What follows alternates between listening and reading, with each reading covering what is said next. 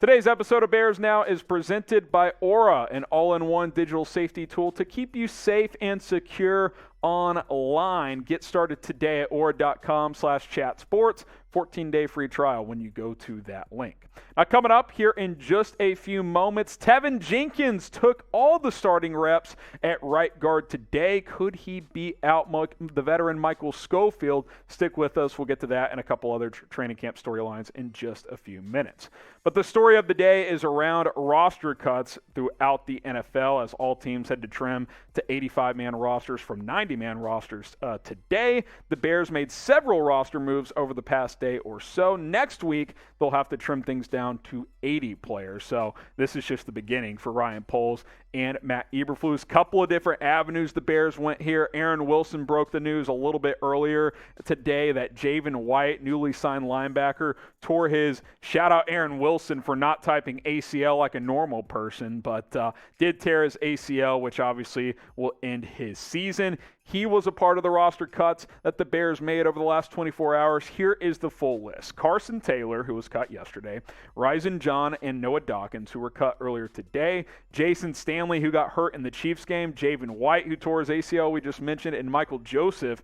All three of those players were in the waived/injured category. What does that mean, Harrison? What that means is, guys, that if they clear waivers, they would return to the Bears and go to season-ending IR where they could just not play this year on injured reserve, or they could come to terms with an injury settlement with the team and then become a free agent. But in Javin White's case, for example, I would imagine he returns to the Bears on IR. Now, another part of this, because the Bears had to clear another roster spot here, Doug Kramer. He suffered an injury. Brad Biggs reported earlier today that they are concerned that it's a lisfranc injury. If so, would almost certainly end his season. Now, the Bears have not announced if that is the injury, but they have placed him on season-ending IR. So regardless of what it is, he will not play this year. His season is done, which is a tough break for the rookie center. Doug Kramer will not play this year, the rookie out of Illinois. And, you know, he might have had a chance to work his way in there had Patrick's injury lingered and Sam Mustipher struggled. But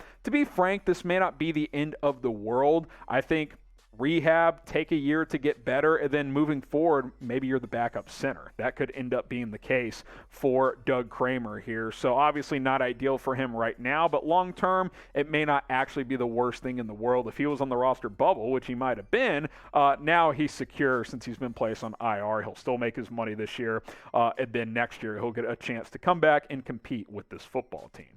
Now, it is a tough day around the league, so like this video to wish these guys luck that do get cut around the NFL. Hit that thumbs up icon because, you know, a lot of these guys' dreams are cut short here in training camp. I wish the guys who have gotten cut by the Bears the best of luck. Hopefully they're able to land elsewhere. And if you agree with me, go ahead and like this video. So let's talk about Teven Jenkins now that he did take those reps at the right guard position with the starters today. And it's not like Michael Schofield was absent, by the way. He was there. He practiced with the twos. Now, it could be one of those scenarios where the Bears are like, okay, we kind of know what Schofield is. He started at times in his career. He's been a swing guard at times in his career. Let's give Jenkins some reps at the ones and see what he can do.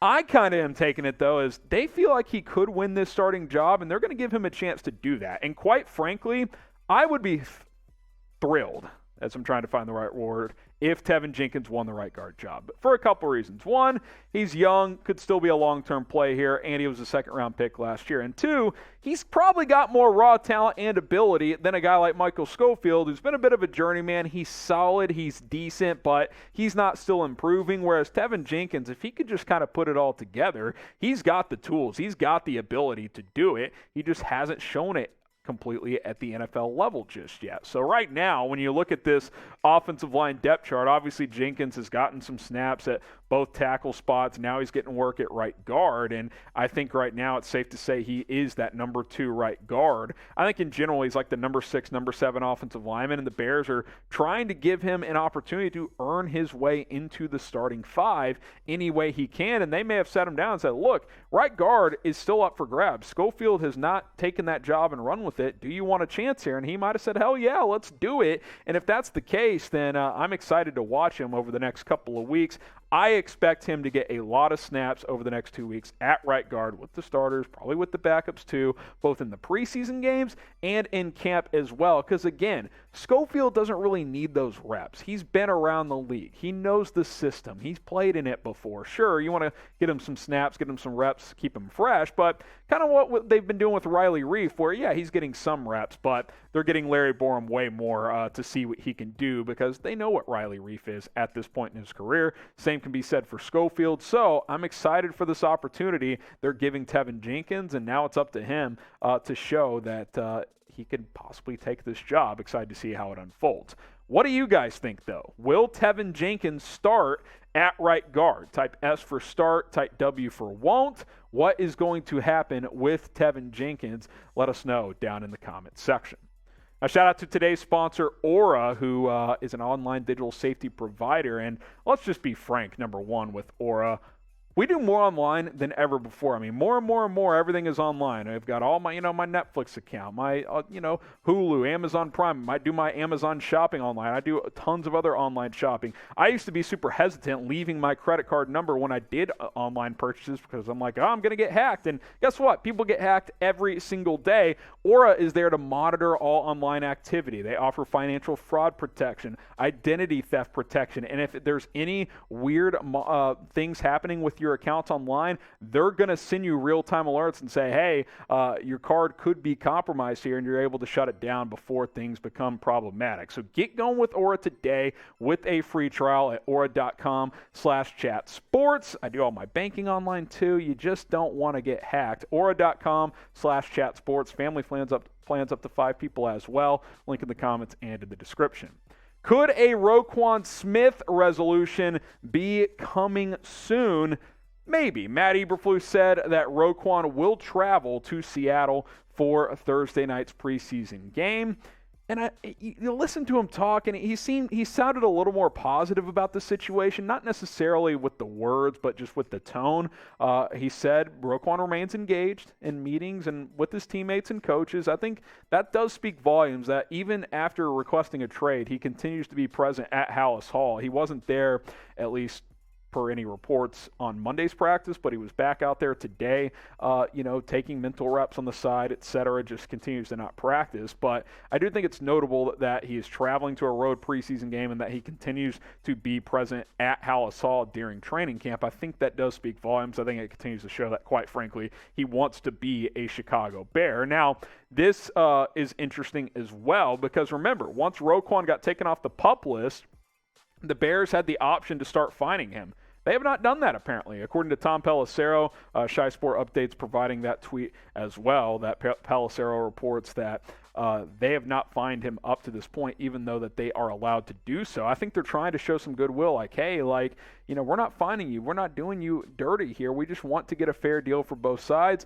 Could a resolution be nearing? That's what I wonder. Could there be a light at the end of the tunnel here, whether it's with a contract extension or at least an understanding of, hey, we still got to work through contract details, but come back, start practicing, gear up for the season because, regular season openers here in 3.5 weeks or so. And obviously the Bears would like to have their best defensive player healthy and ready to go for that one. So we'll continue to monitor this, but maybe, just maybe, things are looking a little bit more positively when it comes to the Roquan Smith situation at this point in time.